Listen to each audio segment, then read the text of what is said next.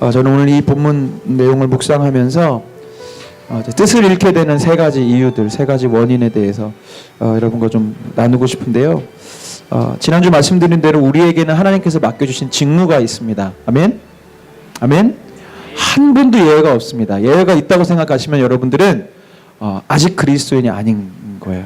아무리 여러분들이 나는 그리스도인이야, 나는 예수님 믿고 있어, 나는 십자가 사건을 믿고 있어라고 이야기해도 내가 하나님으로부터 받은 직무가 없다라고 생각하면 여러분 아직 그리스도인이 아닌 겁니다. 이거 구원과는 별개로 그리스도인이라 함은 예수님께서 하나님께서 여러분들에게 맡겨주신 직무를 내가 가지고 사느냐 아니냐에 달려있는 것이기 때문에 다시 한번 우리의 직무가 무엇인지 또 다른 본문으로 여러분께 말씀을 좀 드리고 싶습니다. 고린도전서 6장 19절에서 20절 우리 말씀이 뜰 텐데 한번 잘 보십시오. 여러분의 몸은 여러분 안에 계신 성령의 성전이라는 것을 알지 못합니까? 여러분은 성령을 하나님으로부터 받아서 모시고 있습니다. 바울이 이야기합니다. 여러분은 여러분 자신의 것이 아닙니다. 여러분은 하나님께서 값을 치르고 사들인 사람입니다. 그러므로 여러분의 몸으로 하나님을 영화롭게 하십시오. 지금 이 바울을 통해서 성경이 우리 예수 그리스도를 영접하고 예수님을 믿는다고 하는 사람들의 존재가 어떤 존재인지 아주 잘 설명하고 있습니다. 첫 번째 바울은 무엇이라고 얘기하냐면 우리의 몸, 우리의 삶, 우리 자신 그 자체가 우리의 것이 아니라고 이야기합니다. 여기가 출발점입니다. 많은 사람들이 이야기하죠. 내 인생, 내 거, 나의 것들, 나의 소유, 나의 인생 다 내 거야 내 거야 라고 살지만 성경은 출발부터 틀립니다. 너희 몸은 너희 삶은 너희 돈은 너희 것이 아니다. 주님의 것이다. 왜 그러냐면 그 이유를 이렇게 두 번째 이야기하죠. 20절에서 우리는 하나님께서 예수님의 핏값으로 사신 주님의 것이라는 겁니다. 우리를 예수님이 하나님께서 예수님 당신의 아들의 핏값을 들여서 우리를 사셨다는 거예요. 그러면 우리의 소유권은 이제 누구에게 있는 겁니까? 하나님께 있는 거죠. 예를 들게 호재를 제가 돈을 주고 샀어요. 저 개인 변호사로 샀단 말입니다. 예를 들어서 그럴 돈도 없지만 그러면 우리 안 변호사님은 아무리 귀중한 사건이 있어도 누구를 위해서만 변호해야 돼요? 저를 위해서. 왜? 제가 샀으니까. 마찬가지입니다. 지금 여러분들이 이제 이해하시려고 하실 필요 없이 성경이 그렇게 선언하고 있다는 거예요. 이제 우리 존재는 주님의 것이 되었습니다. 그러므로 바울은 이제 우리의 몸으로 우리의 삶으로 주님께 영광을 돌려야 한다고 이야기합니다. 이것이 우리의 직무고 우리의 뜻입니다. 비유를 들어서 다시 한번 설명을 드리겠습니다. 자, 여러분들이 아주 다 망가진 중고차를 하나 갖고 있어요. 중고차를 싸게 샀는데 완전히 망가져서 그리고 맨날 갖고 다니다가 여기 부딪히고 저기 부딪혀서 더 이상 운행을 할 수 없는 그런 중고차를 갖고 있습니다. 그런데 어느 날 하나님이 나타나셔서 그 중고차를 나한테 팔아라. 내가 살게.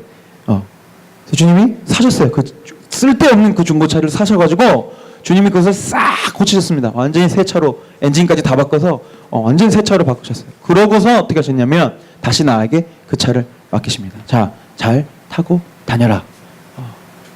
어떤 얘기인지 아시겠어요? 아주 쓸모없는, 쓸 수 없는, 작동할 수 없는 그것을 주님이 사신 다음에 그것을 새 것으로 만드셔 다시 나한테 맡기셨다고요. 그럼 가만 보면 이 지금 차는 원래 소유는 지금 누구에게 있습니까? 하나님께 있는 거죠. 내가 산 게 아니니까. 내가 다시 새로 고쳐진 차를 내가 다시 사온 게 아니고 하나님이 나한테 맡겨주신 거니까 엄밀히 말하면 이 차의 소유주는 내가 아니고 하나님이신데 마치 내가 주인인 것처럼 나한테 맡겨주셨다고요. 아멘? 이게 바로 우리 인생이라는 겁니다. 우리가 죄악 가운데 허물 가운데 하나님을 알지 못해서 예수님을 알지 못해서 우리는 뭘 하며 산다고 이야기하지만 하나님 입장에서 아무 쓸모가 없는 작동할 수 없는 고장난 그런 차 같은 우리를 예수님의 핏값을 들여서 우리를 사신 다음에 우리를 새 사람 만드셨다고요. 우리 안에 성령 하나님을 보내시고 함께 연합하여 동역하게 하심으로 말미암아 우리를 완전히 이제 하나님을 위해서 무언가를 할 수 있는 좋은 자동차로 좋은 도구로 우리를 만드셨다고요. 그런데 아직 바뀐 게 하나 없습니다. 그 삶을 나한테 다시 주셨다고 해서 그게 내 삶입니까? 아니죠. 나한테 맡겨주신 것뿐이에요. 이런 삶을 우리가 청직이라고 이야기하죠. 성경에 보면 달란트 비유가 있습니다. 주인이 어디 멀리 떠나면서 종 3명에게 달란트를 맡깁니다. 어떤 사람이 5달란트, 2달란트, 1달란트. 그 얘기를 지난주에 나비오십의 말씀을 전했는데 오늘 그 얘기는 나누지 않겠지만 중요한 게 있어요. 그들에게 맡겨진 그 달란트는 누구 겁니까? 주인의 것입니다. 그러나 주인의 것을 종들에게 맡겼을 때 종들이 마치 자신의 것인 것처럼 열심히 일하고 무언가 자기에게 맡긴 직무를 잘해서 두 종은 칭찬을 받았고 그것을 땅에 묵혀두고 아무것도 하진 않은, 즉 자기의 직무를 수행하지 않은 그 종은 바깥 어두운 곳으로 내쫓김을 당했죠. 청지기의 모습을 보여주는 비유입니다. 하나님은 직접 일하실 수도 있지만 우리 성경의 내용들을 보면 직접 일하시는 것보다는 선지자를 세우시든지 또 신약의 시대에는 사도들을 세우시고 제자들을 세우셔서 사람을 청지기 삼아 그 일을 하십니다. 우리도 마찬가지입니다. 여러분 잊으시면 안 됩니다. 지난주 말씀드렸지만 이 일은 어느 누가 하는 거야, 목사님이 하는 거야, 대단한 리더가 하는 거야, 아니면 똑똑한 누군가 하는 거야 라고 생각하시면 안 됩니다. 지금 이 시대에는 성령님을 우리 모든 믿는 자에게 허락하신 시대입니다. 아멘? 그 옛날처럼 어느 특정한 사람에게만 말씀을 임하게 하신다거나 예수님이 공생의 생활을 하신 것처럼 돌아다니면서 제자를 직접 뽑으시는 그런 시대가 아니고요. 예수 그리스도를 믿는 사람에게 그 귀한 삶을 다 살아갈 수 있도록 누굴 주셨냐면 보혜사 성령님을 우리 가운데 선물로 주셨다고요. 아멘. 이 은혜와 이 선물을 여러분들이 값지게 여긴다면 이제 여러분들에게 주어진 직무가 무엇인지에 대해서 고민하셔야 됩니다. 그런데 많은 사람들이 이 직무를 잘 알지 못합니다. 이 은혜를 알지 못합니다. 그래서 주님께서 우리에게 새 차를 만들어주셔서 고쳐주신 그 차를 맡겨주셨음에도 불구하고 왜 맡겨주셨는지 또 누가 맡겨주셨는지 다 잊어버리고 다시 이게 내 차인 것처럼 내 마음대로 살아가죠. 하나님이 원하시는 목적대로 살아가는 것이 아니라 저리 살다 쿵 부딪히고 저리 가다 쿵 부딪히고 하면서 다시 고장난 차를 만들어내는 것이 우리의 부르심을 망각한 그리스도인들의 모습입니다. 그래서 심지어 이렇게 가르치죠. 고장났니? 그럼 다시 집회 와서 회개해. 다시 세차돼서 또 나가. 또 고장나. 또 이런 식으로 신앙을 설명하는데 여러분 그렇지 않습니다. 고쳐주셨다면, 나한테 세차를 맡겨주셨다면 목적이 있고 이유가 있는 것입니다. 말씀의 자리에 들어가기 전에 여러분과 이 전제 조건부터 함께 확인하고 싶습니다. 제가 질문할 테니까 속으로만 대답하십시오. 왜냐하면 진심으로 대답하셔야 되니까. 네. 겉으로 하자 그러면 다 잘 대답하시니까 속으로 대답. 첫 번째 질문. 여러분은 그리스도인입니까? 두 번째, 여러분의 주인은 하나님이십니까? 세 번째, 그렇다면 여러분을 향하신 하나님의 뜻을 이루어 드릴 마음의 준비가 되어 있습니까? 마지막 네 번째, 그 뜻이란 당신의 몸으로, 당신의 삶으로 하나님을 대신하여 하나님의 일을 감당하는 것임에 동의하십니까? 여러분들이 이 모든 질문에 네라고 대답하신다면, 아직 준비된 게 없고 아직 할 수 있는 게 뭔지 그런 거 생각하지 마시고, 내 마음이 그러고 싶습니다. 난 그리스도인이고 싶고 내 주인은 하나님이고 싶고 내가 하나님이 나에게 맡긴 뜻을 이루고 싶은 사람입니다라는 마음이 여러분들 가운데 있다면 이제부터 말씀드릴 이제 사울이 뜻을 잃게 되는 세 가지 이유 앞에 여러분 스스로를 두렵고 떨리는 마음으로 세워두셔야 합니다. 제가 말하긴 여기 모여있는 우리 모든 아름다운 주님의 교회 성도님들이 제가 드렸던 질문에 네라는 대답이 있기를 바랍니다. 왜냐하면 그 대답이 없다면 지금부터 제가 말씀드릴 내용이 그냥 또 도덕적이고 윤리적인 내용으로 머물 거예요. 아, 욕심 부리지 말아야지. 아, 그래, 교만하지 말아야지. 아, 핑계대지 말아야지. 여러분, 선택이 아닙니다. 지난주 말씀드린 대로 사울에게 하나님이 뜻을 맡기셨습니다. 사울은 자기가 왕이 되겠다고 한 사람이 아니에요. 처음에 왕이 되려고 할 때 짐짝 사이에 숨어 있었습니다. 나는 그런 왕의 역할을 감당할 수 있는 사람이 아니라고 생각했기 때문에 숨어 있었어요. 그렇게 겸손하고 자기 스스로를 우리식으로 말하면 대단치 않은 사람으로, 별 볼 일 없는 사람으로 스스로를 여겼던 겸손했던 사람이었습니다. 그랬던 그를 하나님께서 택하신 것이었죠. 그러나 오늘 본문에서 보시는 것처럼 하나님이 그의 인생을 후회하시고 그의 선택을 후회하시는 장면들이 나옵니다. 그렇기 때문에 뜻을 잃게 되는 사울의 모습 우리가 거울 삼을 필요가 있어요. 여러분 말씀하셨잖아요. 하나님의 뜻을 이루고 싶은 사람이 되고 싶다고. 여러분의 인생이 이제 나를 위한 인생이 아니라 하나님을 위한 인생이 되겠다고 선언하신다면 그 뜻이 어그러지지 않기 위해서는 우리가 사울의 모습을 정말 거울로 비추어 보아야 합니다. 사울의 인간적인 승리가 계속되는 동안에 사울은 점점 하나님보다는 눈에 보이는 인간들을 의지하기 시작했습니다. 사무엘상 14장 52절에 이렇게 기록되어 있습니다. 사울은 일생 동안 블레셋 사람과 치열하게 싸웠다. 그래서 사울은 용감한 사람이나 힘센 사람은 눈에 보이는 대로 자기에게 불러들였다. 네. 자기 힘을 키우기 시작한 거죠. 그렇게 겸손했지만 점점 전쟁을 거듭하면 거듭할수록 사람의 힘이 필요하다는 것을 사울이 느낀 겁니다. 뭐 하나님도 계셨지만 그것보다도 다니면서 내 눈에 보이게 용감하고 싸움을 잘하고 전쟁을 잘할 것 같은 사람들이면 다 불러 모아드린 거예요. 자기의 권력과 자기의 재산을 가지고 회유했겠죠.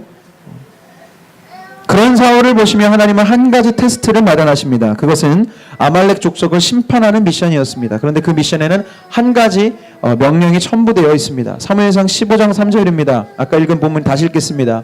너는 이제 가서 아말렉을 쳐라. 그들에게 딸린 것은 모두 전멸시켜라. 모두. 사정을 봐줘서는 안 된다. 남자와 여자, 어린이와 젖먹이, 소떼와 양떼와 낙타와 나귀 등 무엇이든 가릴 것 없이 죽여라. 하나님의 명령은 아주 분명하고 단호했습니다. 아말렉 족속을 심판하고 쳐서 진멸하되 숨쉬고 있는 모든 것을 심지어 여자들과 아이들과 젖먹이까지 다 진멸하라는 것이었습니다. 사실 이는 사울에 대한 테스트인 동시에 하나님을 500년 이상 대적하던, 즉 끊임없이 하나님께서 아말렉 족속에게 회개할 기회를 주었지만 끝끝내 하나님을 선택하지 않았던 그 아말렉에 대한 심판이기도 했지요. 어찌되었든 사울에게는 하나님이 세우신 왕으로서 하나님이 맡기신 직무를 하느냐 마느냐에 대한 테스트에 놓여 있는 것입니다. 그런데 점점 하나님이 자신을 택하시고 세우셨다는 뜻을 잃어가고 있었던 사울은 하나님의 미션을 완수하지 못합니다. 이렇게요. 15장 9절입니다. 그러나 사울과 그의 군대는 아각뿐만 아니라, 아각은 이제 아말렉의 왕입니다. 아각뿐만 아니라 양떼와 소떼 가운데서도 가장 좋은 것들과 가장 기름진 짐승들과 어린 양과 좋은 것들은 무엇이든지 어떻게 여겼어요? 모두 아깝게 여겨 진멸하지 않고 다만 쓸모없고 값없는 것들만 골라서 진멸하였다. 여러분, 지금 사울이요, 어디서 그냥 대충 하나님의 음성을 들은 상황이 아닙니다. 그 당시 최고의 선지자요, 최고의 제사장이라고 할 수 있는 사무엘이 직접 사울의 면전 앞에 나와서 하나님의 미션을 전달해주고 갔어요. 왕이시여, 하나님께서 나에게 말씀을 주셨는데 이렇게 다 진멸하라고 하십니다. 가서 하십시오. 두말할 게 없습니다. 그렇죠? 지금 뭔가 선별할 이유가 없어요. 사실은 물론 어렵죠. 아이들까지 죽여야 하는 어려운 일일 수도 있겠지만 또 마음만 먹으면 어려울 게 없습니다. 왜요? 남기지 않으면 되니까요. 고를 이유가 없어요. 그냥 그 아말렉 지역에 가서 다 전멸하고 돌아오면 될 일입니다. 뭐가 어렵습니까? 그런데 지금 사울은 어떻게 하고 있어요? 아깝게 여기는 것들이 보여지기 시작하는 겁니다. 심지어 당장 죽여야 할 아말렉의 왕 아각까지도 살려두고 있습니다. 아마 정치적으로 무언가 얻어내려는 심산이었겠죠. 하나님의 말씀을 안중해두지 않습니다. 결국 하나님이 주신 그 뜻을 세우는 테스트를 사울은 통과하지 못합니다. 이러한 사울을 두고 하나님 이렇게 말씀하시죠. 15장 11절 사울을 왕으로 세운 것이 후회된다. 그가 나에게서 등을 돌리고 나의 명령을 따르지 않는다. 실수가 없으시고 완전하신 하나님께서 지금 후회라는 단어를 사용하고 계세요. 아까도 말씀드렸지만 사울은 자기가 왕이 되겠다고 욕심부렸던 사람이 아니었습니다. 겸손했던 사람이었습니다. 하나님께서 전적으로 왕으로 택하시고 부르신 사람이었어요. 하나님의 선택이었습니다. 그런데 그 하나님의 선택을 하나님께서 직접 후회하고 계시는 거죠. 제가 말씀을 보면서 이 후회라는 단어가 철회라는 단어로 보여지더라고요. 내가 사울을 왕으로 세운 것을 후회하겠다가 아니고 철회하겠다. 마치 이와 같죠. 사울의 기만 시험지를 채점하신 주님이 사무엘에게 이렇게 말씀하신 거예요. 사무엘아, 내가 사울을 이스라엘의 이 대표로 세운 것을 내가 철회해야겠어. 우리 과에서 F를 맞은 학생이 어떻게 더 이상 이 과 대표를 할 수 있겠니? 이제 철회해야 되겠다. 아마 맥락이 이 본문에서는 나오지 않지만 지금 사무엘이 밤새도록 주님께 부르짖었다는 내용이 기록되었어요. 아마도 이미 사무엘은 느꼈겠죠. 하나님께서 사울을 버리셨구나. 하나님께서 사울을 이제 더 이상 왕으로 세우지 않는가. 그러면 이 나라는 어떻게 될까? 하나님 한 번만 더 사울을 용서해 주십시오라고 아마 기도했을지 몰라요. 그런데 하나님은 그 철회하심을 다시 거둬들이지 않으시죠. 왜일까요? 왜 주님은 사울을 왕으로 세운 것을 후회하시고 사울에 대한 뜻을 버리셨을까? 오늘 본문에 그 세 가지 이유가 기록되어 있습니다. 첫 번째는 욕심 때문입니다. 하나님의 명령보다 하나님의 뜻보다 사울은 자기의 욕심이 우선이었습니다. 진멸하라는 명령을 받고 막상 아말렉 사람 무찌르다 보니까 자기 눈에 보기에 좋은 것들이 보여지는 겁니다. 멋진 것들, 좋은 것들, 포로로 삼기에 좋아 보이는 건장한 남자와 여자들, 자기의 재산으로 삼고 싶은 튼튼한 가축들과 여러 가지 물건들 다 그냥 두고 싶은 거죠. 이 아까운 것들을 왜 진멸해야 하지? 사울에게 이 욕심이 피어오르기 시작합니다. 사울은 그 욕심을 하나님보다 더 소중한 것으로 여겼지요. 사도 야고보는 모든 죄와 사망의 원인을 욕심으로 규정하고 있습니다. 야고보서 1장 15절입니다. 말씀이 뜨죠? 함께 읽어보겠습니다. 시작. 욕심이 잉태하면 죄를 낳고 죄가 자라면 죽음을 낳습니다. 하나님 앞에서 죄가 되고 하나님 앞에서 생명이 아닌 일, 즉 죽음이 되는 모든 예의 근원은 무엇입니까? 욕심입니다. 의사가 환자를 생명이 아닌 돈벌이로 여기기 시작할 때 의사로서 부르신 하나님의 뜻을 잃고 마는 것처럼, 선생님이 학생들을 제자가 아니라 돈벌이로 여기기 시작할 때 선생으로 택하신 하나님의 목적을 잃어버리는 것처럼, 성도들을 사랑하고 먹여야 할 하나님의 양떼로 바라보아야 할 목사가 성도들을 어떻게 바라보냐면 11조를 내 사람들로 바라보기 시작할 때 그를 향한 하나님의 뜻은 이제 없어지고 그는 사명자가 아니라 사업자가 되고 마는 것처럼, 여기 모여있는 모든 하나님의 직무를 맡았다고 하는 우리 그리스도인들이 마음속에 욕심을 품기 시작할 때 우리를 향하신 하나님의 뜻은 점점 무너져 가는 것입니다. 그래서 바로 지금 이 순간에도 사탄은 하나님의 뜻을 가지고 청지기처럼 살아가는 우리에게 계속해서 끊임없이 욕심을 품도록 만듭니다. 욕심이 별거 아닌 것 같죠. 제가 아까 말씀드렸잖아요. 이게 윤리 도덕적 차원의 접근이 오늘은 저는 아닙니다. 불교에서도 이야기하고 어디서 다 이야기했어요. 욕심 갖지 마세요. 무소유하세요. 마음을 비우세요. 그런 얘기는 다른 데 다 할 수 있어요. 그러나 지금 저는 하나님이 여러분을 맡긴 직무에 대한 이야기를 하는 것입니다. 욕심 별거 아닌 것 같지만 그 작은 욕심이 여러분을 향하신 하나님의 뜻을 잃어버리게 만든다는 거예요. 사탄이 우리를 얼마나 현혹시킵니까? 우리가 매일매일 접하는 광고와 영화와 드라마를 통해 더 잘 먹고 더 잘 입고 더 좋은 곳에서 사는 것이 행복한 거야 라고 소리치고 이야기하고 있어요. 그게 사람답게 사는 거지. 여러분도 혹시 그렇게 생각하세요? 아무리 그래도 어느 정도 먹고는 사는 것이 그게 하나님의 뜻 아니겠습니까? 여러분, 그러나 성경은 정반대로 소리칩니다. 요한일서 2장 15절 17절입니다. 여러분은 세상이나 세상에 있는 것들을 사랑하지 마십시오. 누가 세상을 사랑하면 그 사람 속에는 하늘 아버지에 대한 사랑이 없습니다. 16절 중요합니다. 세상에 있는 모든 것, 곧 육체의 욕망과 눈의 욕망과 세상 살림에 대한 자랑은 모두 하늘 아버지에게서 온 것이 아니라 세상에서 온 것이기 때문입니다. 이 세상도 사라지고 이 세상의 욕망도 사라지지만 하나님의 뜻을 행하는 사람은 영원히 남습니다. 아멘. 여러분, 하나님의 말씀을 아주 귀중하게 여기십시오. 마지막 17절 우리가 기분 좋게 읽을 구절이 아니에요. 이 세상도 사라지고 이 세상의 욕망도 사라지지만 하나님의 뜻을 행하는 사람은 영원히 남습니다. 아멘. 제가 더 무섭게 읽어볼까요? 이 세상도 사라지고 이 세상의 욕망도 사라지지만 하나님의 뜻을 행하는 사람만 영원히 남습니다. 육체의 욕망과 눈의 욕망과 세상 살림에 대한 자랑의 마음을 빼앗긴 사람은요, 영원히 남을 수 없다는 거예요. 설령 그것이 그리스도인이라 할지라도, 내가 예수 믿는 사람이라 할지라도 여전히 내 마음은 육체의 욕망에 가 있고 내 눈의 욕망 때문에 내가 보기에 좋은 것들, 내가 보기에 아름다운 것들, 내가 보기에 갖고 싶은 것들에 내 마음 빼어 있겠다면 아직 하나님의 뜻을 이루지 못한 겁니다. 말씀드렸잖아요. 그럼에도 불구하고 왜 하나님은 날 그대로 두실까? 괜찮아서? 아니요. 하나님 다시 한번 기회를 주신 겁니다. 말씀드렸잖아요. 아말렉에게 500년이나 기회를 주셨다고요. 이스라엘 백성들이 마찬가지 수없이 많은 선지자들을 보내셨던 것이 그래도 돼서가 아니라 다시 한번 기회를 주시기 위해서요. 그래요. 여러분, 우리 안에 있는 그 욕심이라는 불씨 아직 죄로 번지지 않을 때 빨리 발로 밟아 끄셔야 합니다.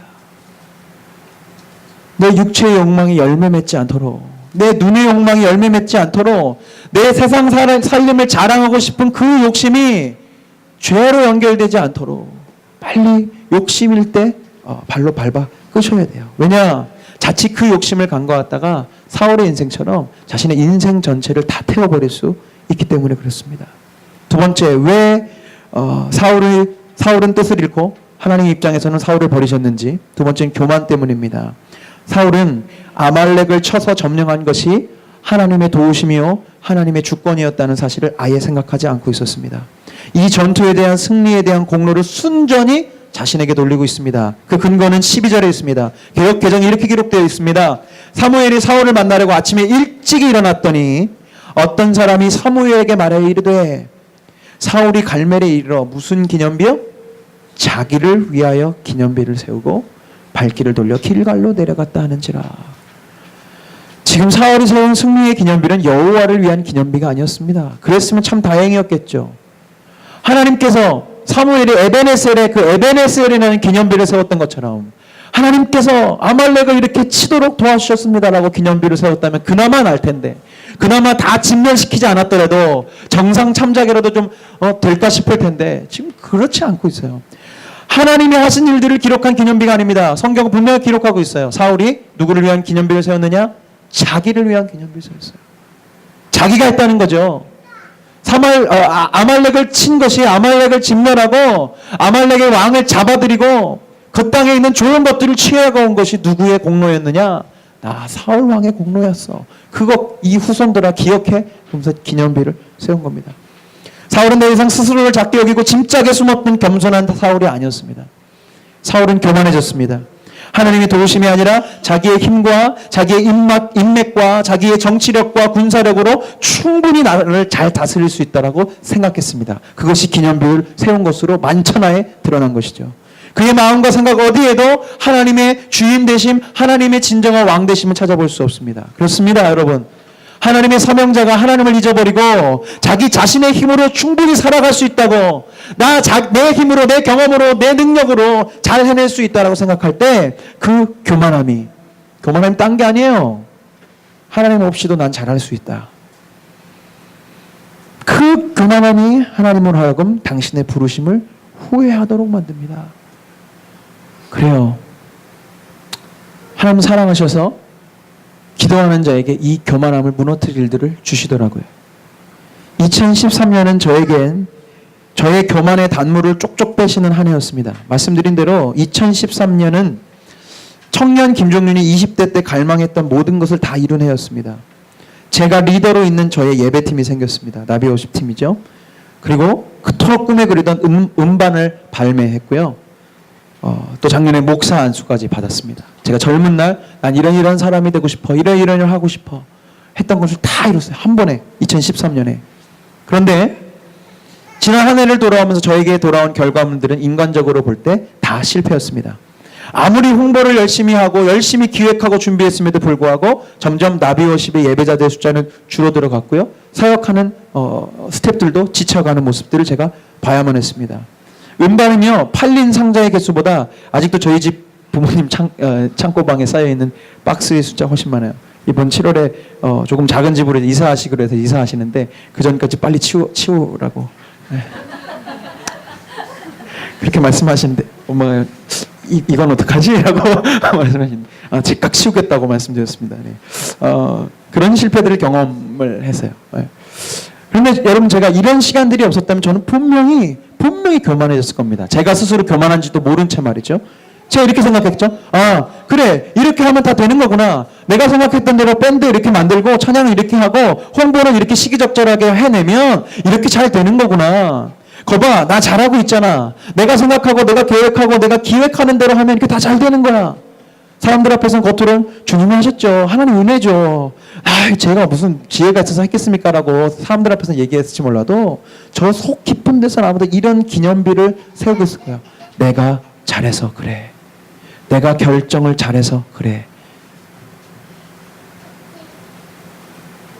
그러나 얼마나 많은 분들이 저를 사랑해 주시고 제가 진짜 사역자가 될 수 있도록 얼마나 열심히 기도를 하셨는지 하나님이 성공하지 못하도록 해주시더라고요. 할렐루야. 기도 좀 살살. 네. 아니요, 계속 강하게 해주십시오. 제가 이런 아름다운 실패를 경험하지 않았다면 저는 엄청 교만해졌을 것이고요. 정말 저에게 하나님 맡기신 직무가 무엇인지 모르고 있었을 거예요. 그러므로 여러분들이 하나님께 매달리지 않았는데도 잘 나가고 하나님의 일하심을 기대하고 있지 않음에도 모든 일이 잘 술술 풀려간다면 좋아하시면 안 됩니다. 지금 사단이 여러분에게 작업하고 있는 겁니다. 뜻을 잃게 만들려고, 교만하게 만들기 위해서. 혹여 또 하나님이 여러분들을 테스트하실 수도 있겠죠. 진짜 얘가 하나님을 의지하고 있는지 아니면 이렇게 되어지는 상황과 자기의 힘을 의지하고 있는지. 여러분, 그러나 분명한 결론은 내가 내 힘으로 내가 해왔던 대로 내 경험대로 다 다 잘할 수 있어라고 생각하는 순간 여러분을 향하신 하나님의 뜻을 잃어버릴 수 있다는 것을 꼭 기억하십시오. 사울이 그랬습니다. 마지막 세 번째, 자기 합리화 때문에 사울은 망했습니다. 이런 일련의 일들 가운데 하나님은 당신의 그 후회막심한 마음을 사무엘에게 알려주십니다. 사무엘아, 내가 사울을 세운 것이 후회된다. 내가 이제 사울을 버려야겠어 라고 말씀하실 때 사무엘이 자꾸 얼마나 멋진 리더예요. 사무엘도 밤새도록 기도하잖아요. 저 같았으면 그랬을 거예요. 거봐요 하나님, 사울은 아니라니까 이랬을 텐데 밤새도록 기도해요. 눈물로 기도해요. 왜요? 사울을 사랑했고 이스라엘을 사랑했기 때문에 하나님 마치 모세처럼 한 번만 더 사울을 봐주시면 안 될까요? 라고 기도합니다. 그러나 하나님 대답이 없으십니다. 그 무거운 마음을 가지고 지금 사무엘이 사울을 찾아간 거예요. 그리고선 사울 앞에 서서 이렇게 얘기합니다. 어쩌자고 하나님의 명령에 순종하지 않고 어쩌자고 하나님 말씀에 순종하지 않고 그렇게 모조리 진멸하지 않았느냐. 그때 사울이 이렇게 대답을 해요. 15절 사울이 대답합니다. 그것은 아말렉 사람에서 빼앗은 겁니다. 누가 몰라요? 네? 우리 군인들이 예언자께서 섬기시는 주 하나님께 제물로 바치려고 양떼와 소떼 가운데서 가장 좋은 것들을 남겨다 끌어왔습니다. 그러나 나머지 것들은 우리가 진멸하였습니다. 뻔뻔하게 지금 자기가 한 행동에 잘못이 없다라고 사무엘이 이야기하고 있어요. 두 가지로 합리화합니다. 첫 번째, 백성들이 그것을 원했다는 겁니다. 여기 말씀 보시면 자기가 그렇게 한 게 아니래요. 우리 군인들이 갖고 온 거예요. 군인들이. 내가 한 게 아니에요. 백성들이 원하는 것이고 바라는 겁니다. 선지자요, 왕입니다. 나는. 왕은 백성들이 바라는 걸 해주는 게 왕 아닌가요? 그거 합당한 거 아니겠어요? 대중이 원하는 것, 대중이 원하는 일에 반응하는 것, 여러분 세상적인 정치가나 지도자들에게는 그것이 마땅한 일이고 그것이 합리적인 일일 수 있겠지만 사울은요, 세상의 왕이 아니라 하나님의 청지기로서 부름받은 왕이었습니다. 여러분, 왕은 그 전에도 있었어요. 이스라엘 빼고 그 전부터 왕은 수천 년 전부터 왕은 있었어요. 그러나 이스라엘은 왕이 없었습니다. 그리고 새로 세워진 왕은 이 세상의 왕과 동일한 왕이었다면 하나님이 세우시지 않았겠죠. 말씀드린 대로 사울은 하나님을 대신해서 5달란트 맡겨진 그 종처럼 이스라엘이라는 달란트를 맡겨짐을 받은 청직이었습니다. 그렇기 때문에 사울은 세상 사람들의 합리성과 그런 방법에 순응해서는 안 됩니다. 사랑하는 여러분, 부르심을 받은 하나님의 사람들은요, 다수가 원한다고 해서, 대중이 원한다고 해서 하나님의 뜻과 상관없는 일을 해서는 안 됩니다. 예수님은요, 자신을 왕으로 만들려는 무리들의 뜻을 뿌리치고 십자가를 지셨습니다.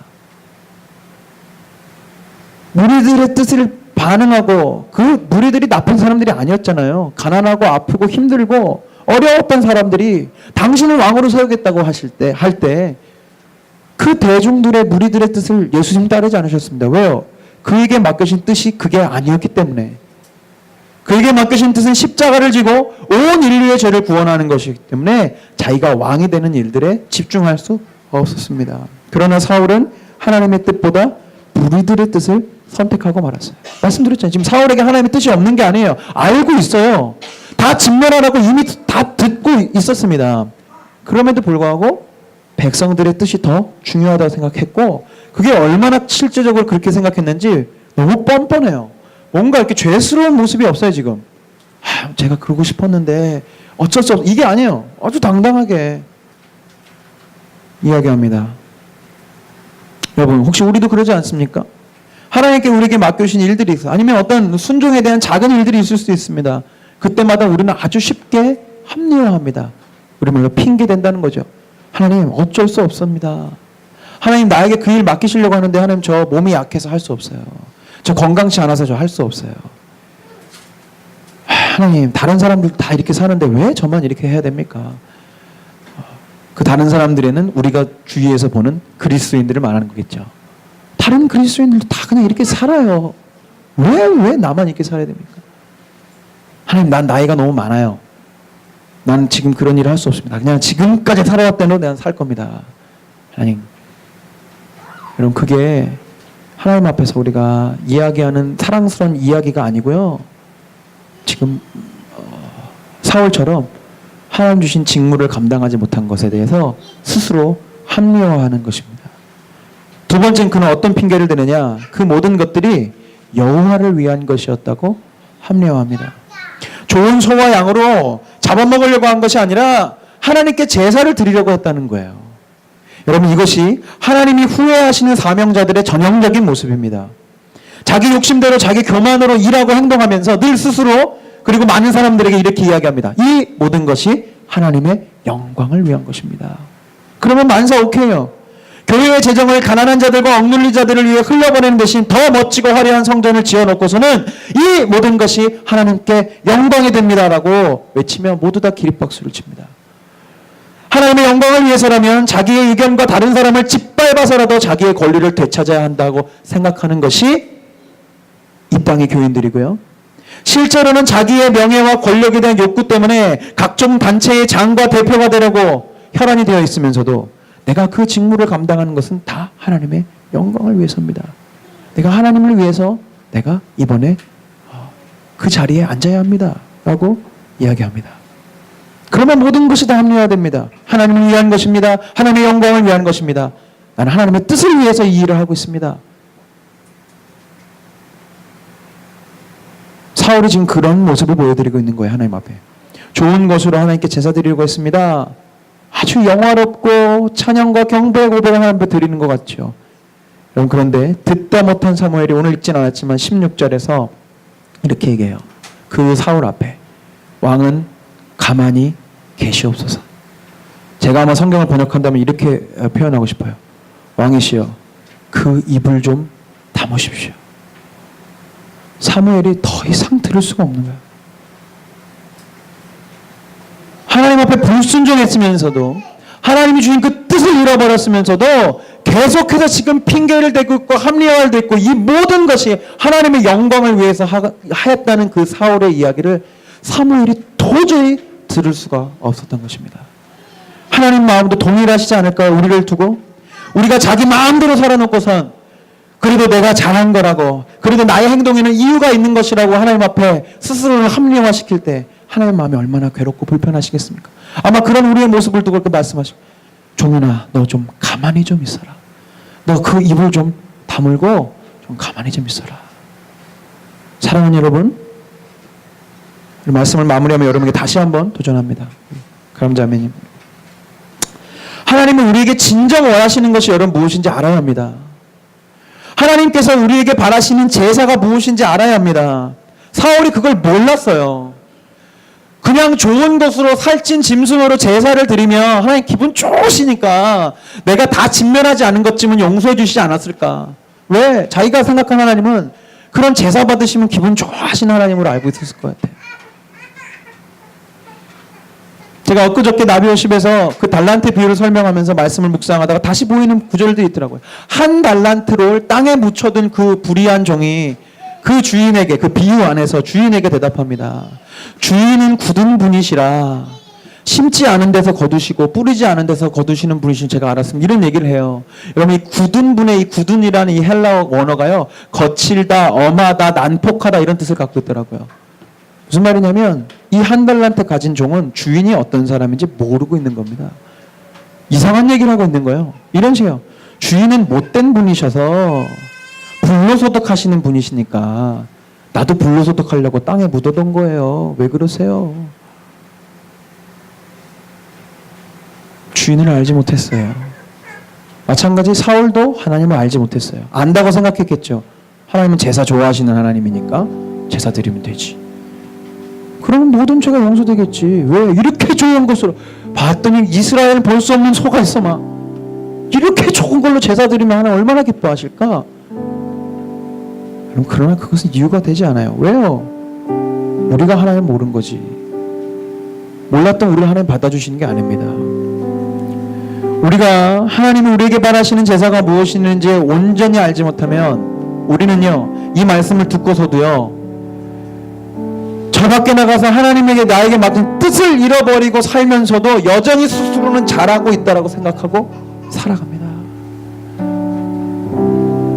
오늘도 우리 아름다운 주님에게는 이런 이야기가 통할 수 있고 이런 얘기를 나눌 수 있는 교회에서 제가 얼마나 감사한지 모르겠어요. 지금도 동일한 시간에 예배를 드리고 많은 교회들이, 많은 성도님들이 그 가운데서 하나님의 진리가 선포되어도 사울처럼 생각해요. 목사님 말 좋은데 나 오늘 예배 이렇게 잘 드렸으니까 내 인생 괜찮을 거야. 귀가 닫혀 있어요. 바라긴 여러분들은 그렇게 귀가 닫혀 있지 않기를 바랍니다. 제가 이거 말씀드려 여러분 이미 잘 알고, 이미 여러분 우리 권사님들은 아마 수백 번 들으셨던 구절 제가 말씀드릴게요. 무엇이 진짜 하나님 원하시는 제사인가? 로마서 12장 1절과 2절. 형제자매 여러분, 그러므로 나는 하나님의 자비하심을 힘입어 여러분에게 권합니다. 여러분의 몸을 하나님께서 기뻐하실 거룩한 산 제물로 드리십시오. 이것이 여러분이 드릴 합당한 예배, 합당한 제사입니다. 여러분은 이 시대의 풍조를 본받지 마십시오. 마음을 새롭게 함으로 변화를 받아 하나님의 선하시고 기뻐하시고 완전하신 뜻이 무엇인지를 분별하도록 하십시오. 여러분, 우리에게 맡겨주신 일은 무엇이냐? 우리에게 맡겨진 제사는 무엇이냐? 이 시대의 풍조를 따르지 않는 것입니다. 복잡하게 말씀드릴 거 없습니다. 내 몸을 하나님께 제사 드리는 거 뭐지? 나 그냥 성실히 열심히 살면 되는 것인가? 내가 직장생활 열심히 해서 11조도 드리고 봉사 뭐 하고 하면 되는 것인가? 아니에요. 여러분, 이 시대를 따르지 않는 삶 그 자체가 제사입니다. 그 삶을 살면서 거두어들인 제물로 하나님 앞에 11조를 드릴 때 하나님 기뻐하는 것이고, 그런 삶의 자세를 가지고 내가 교회에서도 봉사하고 누군가 낮은 어려운 자들을 위해서 일할 때 그것도 기쁨이 되는 것이지.